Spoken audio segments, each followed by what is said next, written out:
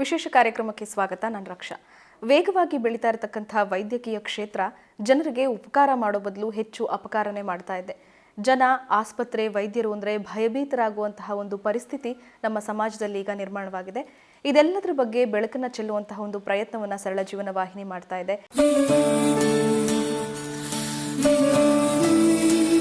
Doctor BM Hegde people's doctor ಅಂತಾನೆ ಹೆಸರು ಮಾಡಿರೋ ಡಾಕ್ಟರ್ BM ಹೆಗ್ಡೆ ಮೂಲತಃ ಉಡುಪಿ ಜಿಲ್ಲೆಯ ಬೆಳ್ಳೆ ಗ್ರಾಮದವರು. ಮದ್ರಾಸ್ ವಿಶ್ವವಿದ್ಯಾಲಯದಿಂದ ವೈದ್ಯಕೀಯ ಶಿಕ್ಷಣ ಪದವಿ ಪಡೆದ ಡಾಕ್ಟರ್ ಹೆಗ್ಡೆ ಲಖನೌ ಯೂನಿವರ್ಸಿಟಿಯಲ್ಲಿ MD ಮುಗಿಸಿದ್ರು. ಬಳಿಕ ಲಂಡನ್ ಮತ್ತು ಡೂಬ್ಲಿನ್ನಲ್ಲಿ ಉನ್ನತ ಶಿಕ್ಷಣ ಪಡೆದು ಭಾರತದ ಹಲವಾರು ವಿಶ್ವವಿದ್ಯಾಲಯಗಳಲ್ಲಿ ಅತಿಥಿ ಉಪನ್ಯಾಸಕರಾಗಿ ಕಾರ್ಯನಿರ್ವಹಿಸಿದ್ದಾರೆ. ಡಾಕ್ಟರ್ ಹೆಗ್ಡೆ ಮಣಿಪಾಲ್ ಯೂನಿವರ್ಸಿಟಿಯ ವೈಸ್ ಚಾನ್ಸಲರ್ ಆಗಿದ್ದವರು. ಡಾಕ್ಟರ್ BC ರಾಯ್ ಪ್ರಶಸ್ತಿ ಪಡೆದಿರೋ ಹೆಗ್ಡೆಯವರಿಗೆ ಭಾರತ ಸರ್ಕಾರ 2010ರಲ್ಲಿ ಪದ್ಮಭೂಷಣ ನೀಡಿ ಗೌರವಿಸಿತ್ತು. ಕನ್ನಡ ಮತ್ತು ಇಂಗ್ಲಿಷ್ ಭಾಷೆಗಳಲ್ಲಿ ಆರೋಗ್ಯಕ್ಕೆ ಸಂಬಂಧಿಸಿದ ಹಲವಾರು ಪುಸ್ತಕಗಳನ್ನು ಹಾಗೂ ವೈದ್ಯಶಾಸ್ತ್ರದ ಬಗೆಗಿನ ಸಂಶೋಧನಾ ಪ್ರಬಂಧಗಳನ್ನು ಮಂಡಿಸಿರೋ ಬೆಳ್ಳೆ ಮೂನಪ್ಪ ಹೆಗ್ಡೆ ಅವರ ಹೆಸರು ವಿದೇಶಗಳಲ್ಲೂ ಸಾಕಷ್ಟು ಪ್ರಖ್ಯಾತಿ ಪಡೆದಿದೆ. ಜನಸಾಮಾನ್ಯರ ವೈದ್ಯ ಅನ್ನೋ ಖ್ಯಾತಿ ಪಡೆದಿರೋ ಡಾಕ್ಟರ್ ಹೆಗ್ಡೆ ಕೇವಲ ಮನುಷ್ಯರ ರೋಗಗಳನ್ನಷ್ಟೇ ಅಲ್ಲ, ವೈದ್ಯಕೀಯ ಕ್ಷೇತ್ರಕ್ಕೆ ಅಂಟಿದ ಹಣ ಮಾಡುವ ರೋಗದ ವಿರುದ್ಧ ಆರಂಭದಿಂದಲೂ ದನಿ ಎತ್ತುತ್ತಲೇ ಬಂದವರು.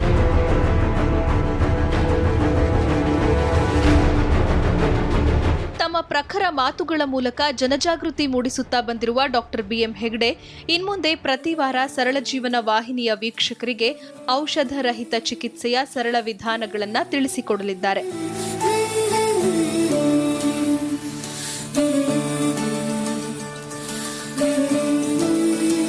ಡಾಕ್ಟರ್, ಕಾರ್ಯಕ್ರಮಕ್ಕೆ ಸ್ವಾಗತ. ನಿಮಗೆ ನಮಸ್ಕಾರ.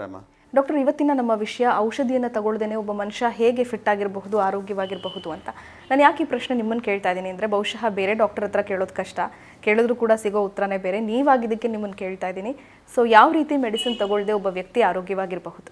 ಇದ್ರ ವಿಷಯ ನಾನು ಒಂದು ಆರ್ಟಿಕಲ್ ಬರ್ತೇನೆ, ವರ್ಲ್ಡ್ ವಿದೌಟ್ ಮೆಡಿಸಿನ್ ಅಂತ. ಮೆಡಿಸಿನ್ ಇಲ್ಲದೆ ಮನುಷ್ಯ ಬದುಕಬಹುದು ಅಂತ.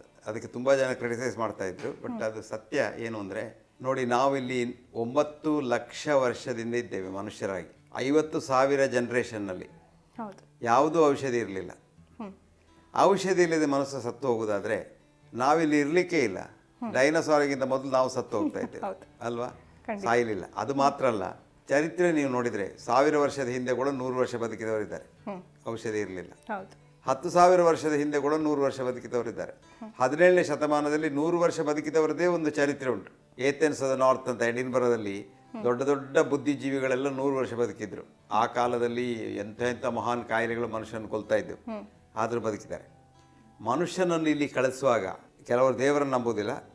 ನೇಚರ್, ಪ್ರಕೃತಿ ಏನು ಮಾಡ್ತದೆ ಅಂದರೆ, ಮನುಷ್ಯನೊಳಗೆ ಒಂದು ಡಾಕ್ಟರ್ನ ಹಾಕಿ ಕಳಿಸ್ತದೆ. ಮನುಷ್ಯನಿಗೆ ಏನೂ ಆಗಬಾರ್ದು, ಇದ್ದಷ್ಟು ಕಾಲ ಸುಖದಲ್ಲಿರಬೇಕು, ಅದಕ್ಕೆ ಬೇಕಾದ ಪರಿಸರ ಉಂಟು, ಇದನ್ನೆಲ್ಲ ಮಾಡಿ ದೇವರು ಕಳಿಸಿದಾನಿಲ್ಲ ನಮ್ಮನ್ನು. ಮತ್ತು ನಾವು ಮಂಗಗಳಾಗಿ ಪಾಶ್ಚಾತ್ಯ ವಿಜ್ಞಾನದಲ್ಲಿ ಹೇಳುವಾಗೆ ಮಂಗ ಆಗಿ ಮನುಷ್ಯ ಆದದಲ್ಲ, ನಾವು ಮನುಷ್ಯ ಆಗಿಯೇ ಇಲ್ಲಿ ಬಂದದ್ದು. ಆ ಮನುಷ್ಯ ಆಗಿ ಬರುವಾಗ ಅದರೊಳಗೆ ಒಂದು ಡಾಕ್ಟ್ರನ್ನು ಕಳಿಸ್ತಾನೆ. ಅದಕ್ಕೆ ನಾವು ಹೇಳೋದು ಇಮ್ಯೂನ್ ಸಿಸ್ಟಮ್ ಅಂತ, ರೋಗ ನಿರೋಧಕ ಶಕ್ತಿ. ಇದು ಎಷ್ಟು ಪರಾಕ್ರಮಿ ಅಂದರೆ, ನಾವು ಮುಂಚಿನ ಕಾಲದಲ್ಲಿ ಕಾಡಿನಲ್ಲಿದ್ದೆವು. ಆವಾಗ ಮನೆ ಇರಲಿಲ್ಲ, ಕಾಂಕ್ರೀಟ್ ಇದಿರಲಿಲ್ಲ, ಸೈರನ್ ಇರಲಿಲ್ಲ, ಪೊಲೀಸ್ ಇರಲಿಲ್ಲ, ಏನಿರಲಿಲ್ಲ. ಆಗ ಎರಡೇ ಕಾರಣ ಸಾವಿಗೆ. ಒಂದು ಪ್ರೆಡೇಷನ್, ಏನಾದರೂ ಪ್ರಾಣಿ ಬಂದು ನಮ್ಮನ್ನು ತಿನ್ನೋದು, ಅಥವಾ ಓಲ್ಡ್ ಏಜ್, ವಯಸ್ಸಾದ ನಂತರ. ಈ ಪ್ರಾಣಿ ಬಂದು ತಿಂದರೂ ಕೂಡ ಕೆಲವು ಸಲ ಏನಾಗ್ತದೆ ಅಂದರೆ, ಪ್ರಾಣಿ ನಮ್ಮನ್ನೆಲ್ಲ ತಿನ್ಲಿಕ್ಕೆ ಆಗೋದಿಲ್ಲ, ಅಷ್ಟು ಹಸಿವಿರುವುದಿಲ್ಲ ಅದಕ್ಕೆ. ಈಗ ಒಂದು ಹುಲಿ ನನ್ನನ್ನು ಹಿಡಿತು ಅಂತ ಎಣಿಸ್ಕೊಳ್ಳಿ, ಒಂದು ದಿವಸಕ್ಕೆ ಅದು ನಮ್ಮ ಕೈ ತಿಂದು ಹೋಗ್ಬೋದು, ಅದು ನಮ್ಮ ದೇಹ ಎಲ್ಲ ತಿನ್ನೋದಿಲ್ಲ. ಮರುದಿವಸ ಬಂದು ಪುನಃ ಮತ್ತೊಂದು ಕೈ ತಿಂತದೆ.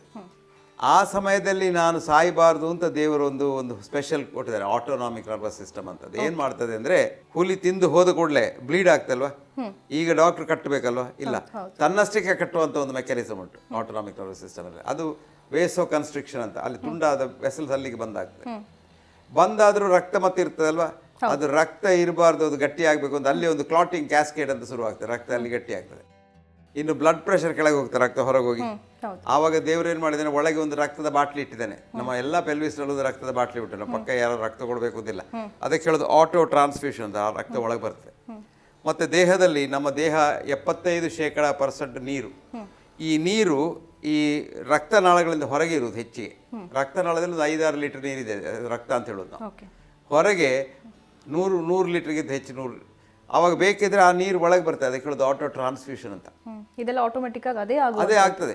ಅದು ಮಾತ್ರ ಅಲ್ಲ, ಈಗ ನೀವು ಹುಲಿ ನೋಡಿದ್ರಿ, ನೀವು ಓಡಬೇಕು ಹೌದು. ಹುಲಿಯಿಂದ. ಆವಾಗ ನೀವೇನು ಮಾಡ್ತೀರಾ, ಹುಲಿ ನೋಡಿದ್ಕೊಂಡು ಓಡಬೇಕಾದ್ರೆ ಶಕ್ತಿ ಬೇಕು, ಶಕ್ತಿಗೆ ಗ್ಲೂಕೋಸ್ ಬೇಕು. ಈಗ ನೋಡಿ ನೀವು ಗ್ಲೂಕೋಸ್ ಕುಡಿದು ಓಡ್ತಿರಲ್ಲ, ಕಾಡಿನಲ್ಲಿ ಗ್ಲೂಕೋಸ್ ಸಿಗ್ತಿರಲಿಲ್ಲ. ದೇವರು ಏನು ಮಾಡಿದ್ದಾನೆ, readymade Ghani bags of sugar ಅದನ್ನು ಗ್ಲೈಕೋಜನ್ ಅಂತ ಲಿವರ್ನಲ್ಲಿ ಇಟ್ಟಿದ್ದಾನೆ. ಅದಕ್ಕೆ ಏನಾಗ್ತದೆ, ನೀವು ಹುಲಿ ನೋಡಿ ಹೆದರಿದ ಕೂಡಲೇ ಒಂದು ಎಡ್ರಿನಲಿನ್ ಬರ್ತದೆ ದೇಹದಲ್ಲಿ, ಆಟೋನಾಮಿಕ್ ನರ್ವಸ್ ಸಿಸ್ಟಮ್. ಆ ಭಯ ಅದನ್ನು ಹುಟ್ಟಿಸ್ತದೆ. ಆ ಎಡ್ರಿನಲಿನ್ ಹೋಗಿ ಲಿವರ್ ತಾಗಿದ ಕೂಡಲೇ ಲಿವರ್ನಲ್ಲಿ ಇರತಕ್ಕಂಥ ಗ್ಲೈಕೋಜನ್ ಕನ್ವರ್ಟ್ ಆಗಿ ಶುಗರ್ ಆಗ್ತದೆ. ಕೆಲವು ನಿಯೋ ಗ್ಲೂಕೋಜೆನಿಸಿಸ್ ಅಂತ ಹೊಸ ಶುಗರ್ ಹುಟ್ಟುತ್ತದೆ ಅಂತ. ಸೊ ಶುಗರ್ ಮೇಲೆ ಹೋಯ್ತಾ, ಓಡ್ಲಿಕ್ಕೆ ಶಕ್ತಿ ಆಯಿತು. ಇನ್ನು ಓಡಬೇಕಾದ್ರೆ ಬ್ಲಡ್ ಪ್ರೆಷರ್ ಮೇಲೆ ಹೋಗಬೇಕು. ಅದೇ ಎಡ್ರಿನಲ್ಲಿ ಹೋಗಿ ಹಾರ್ಟಿಗೆ ತಾಗಿದ ಹಾರ್ಟು ಓಡ್ತದೆ, ಬ್ಲಡ್ ಪ್ರೆಷರ್ ಮೇಲೆ ಹೋಗ್ತದೆ. ಸೊ ನಿಮಗೆ ಬ್ಲಡ್ ಪ್ರೆಷರ್ ಮೇಲೆ ಹೋಯಿತು, ಸಕ್ಕರೆ ಮೇಲೆ ಹೋಯಿತು, ನಿಮ್ಮ ಸ್ಟೀರಾಯ್ಡ್ ಮೇಲೆ ಹೋಯಿತು, ಓಡ್ಲಿಕ್ಕಾಯ್ತು. ನೀವು ಓಡ್ತೀರಿ, ಬದುಕಿದ್ರಾ? ಆ ಓಡುವಾಗ ಇದು ಮೇಲೆ ಹೋದದ್ದೆಲ್ಲ ಕೆಳಗೆ ಬರ್ತದೆ. ನೀವು ಓಡಿ ಬದುಕಿದ ನಂತರ ನೋಡಿದರೆ ನಿಮ್ದೆಲ್ಲ ನಾರ್ಮಲ್ ಉಂಟು, ಸಕ್ಕರೆ ನಾರ್ಮಲ್ ಉಂಟು, ಬ್ಲಡ್ ಪ್ರೆಷರ್ ನಾರ್ಮಲ್ ಉಂಟು, ಹಾರ್ಟ್ ರೇಟ್ ಎಲ್ಲ ನಾರ್ಮಲ್ ಉಂಟು. ಇದನ್ನೆಲ್ಲ ಯಾಕೆ ಮಾಡಿದ್ದಾರೆ ಗೊತ್ತಾ? ಔಷಧಿ ಇಲ್ಲದೆ ನೀವಿರಬೇಕು ಅಂತ. ಆ ಒಳಗಿನ ಇನ್ನರ್ ಹೀಲರ್, ಆ ಮನುಷ್ಯನ ಒಂದು ಒಳಗಿನ ಇನ್ನರ್ ಹೀಲರ್. ಈಗ ಕ್ಯಾನ್ಸರ್ ಆಯಿತು. ಕ್ಯಾನ್ಸರ್ ಅಂದರೆ ಏನು? ಕ್ಯಾನ್ಸರ್ ಅನ್ನೋದು ಕಾಯಿಲೆ ಅಲ್ಲ, ನಮ್ಮ ದೇಹದ ಕಣವೇ. ಅದು ಪರಿಸರವನ್ನು ನಾವು ಎಷ್ಟು ಹಾಳು ಮಾಡ್ತೇವೆ ಅಂದರೆ, ಅದು ನಮ್ಮ ದೇಹದ ಒಳಗೆ ನಮ್ಮ pH, ಈ ನಮಗೆ ಆಲ್ಕಲೈನಿಟಿ, ಸ್ವಲ್ಪ ಆಲ್ಕಲೈನ್ ಆಗಿರಬೇಕು ರಕ್ತ. ಅದೆಲ್ಲಿ ಅದರ ಆ್ಯಸಿಡ್ ಆದರೆ ಕಣಗಳಿಗೆ ಬದುಕಲಿಕ್ಕೆ ಆಗೋದಿಲ್ಲ.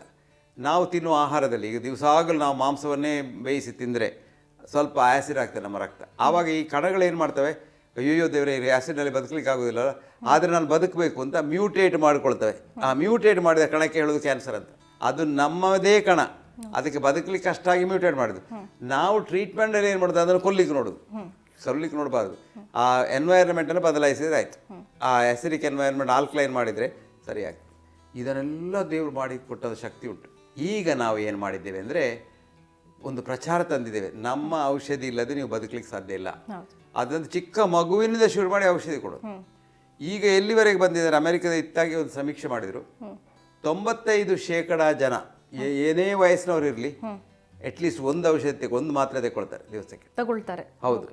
ಒಂದು ಜನರಲ್ಲಿ 1 in 20 ಅಂದರೆ 20 ಜನರಲ್ಲಿ ಒಬ್ಬರಿಗೆ 5 ಮಾತ್ರೆ ಉಂಟು ದಿವಸಕ್ಕೆ. ಅಂದ್ರೆ ಎಷ್ಟು ಮೆಡಿಸಿನ್ಗೆ ಅಡಿಕ್ಟ್ ಆಗಿದ್ದಾರೆ ಜನ. ಅದನ್ನೇ ನೀವು ಈಗ ಆದಿವಾಸಿಗಳಿದ್ದಾರೆ, ಇನ್ನು ಹುನ್ಸ್ರೂಸ್ ಅಂತ ಇದ್ದಾರೆ ಪಾಕಿಸ್ತಾನದವರ ಮೇಲೆ ಹಿಮಾಲಯದಲ್ಲಿ, ಮತ್ತು ರಷ್ಯಾದಲ್ಲಿ ತುಂಬ ಜನ ಇದ್ದಾರೆ.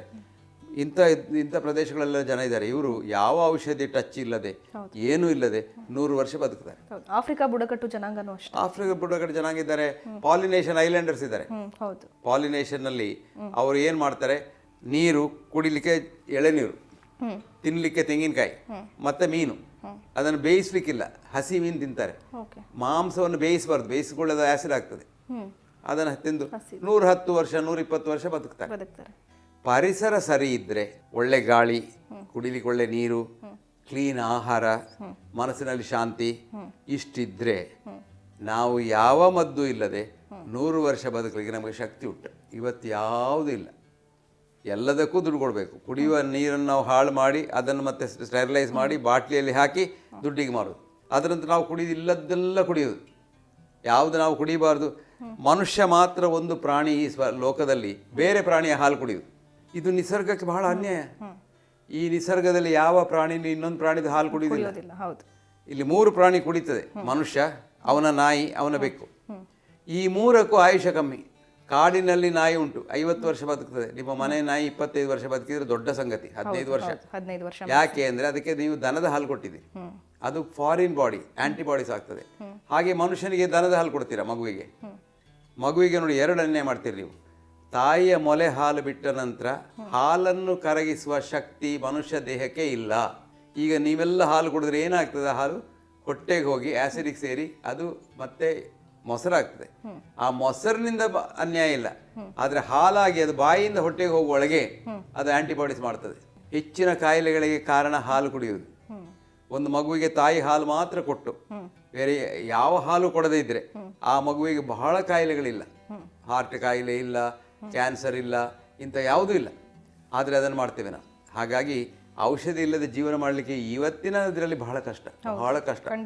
ಇವತ್ತು ಇದನ್ನೆಲ್ಲ ಸರಿ ಮಾಡಬೇಕಾದ್ರೆ ನಮ್ಗೆ ಸ್ವಲ್ಪ ಯೋಗ ಬೇಕು, ಪ್ರಾಣಾಯಾಮ ಬೇಕು, ಮನಸ್ಸಿಗೆ ಸ್ಥಿರತೆ ಬೇಕು, ಮನಸ್ಸಿನಲ್ಲಿ ಸಮಾಧಾನ ಬೇಕು, ಇನ್ನೊಬ್ಬರ ಮೇಲೆ ಪ್ರೀತಿ ಬೇಕು, ಬೇಕಾದಂಥ ಕ್ಲೀನ್ ಆಹಾರ ಬೇಕು.